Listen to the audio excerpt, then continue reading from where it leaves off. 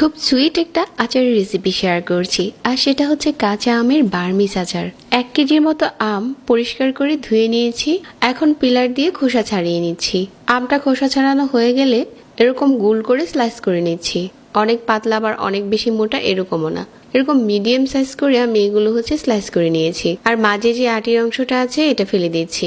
এখন একটা বাটিতে নিয়ে নিলাম, সাথে দিয়ে দিচ্ছি 1 কাপ চিনি, আর একটু নেড়েচেড়ে মিশিয়ে কিছুক্ষণ রেস্টে দিয়ে দিচ্ছি ঘন্টাখানিকের মতো। ঠিক 1 ঘন্টা পর আর এই পর্যায়ে একটা প্যানে নিয়ে নিচ্ছি।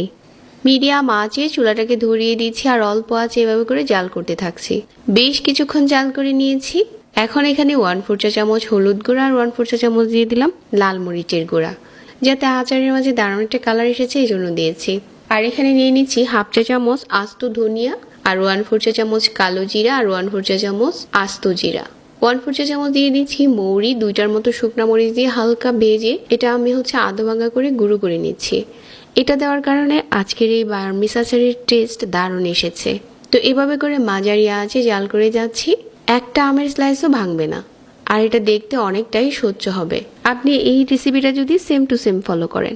এই পর্যায়ে চুলা থেকে নামিয়ে নিতে হবে, কারণ চুলা থেকে নামানোর পর এটা আরো বেশি টেনে যাবে।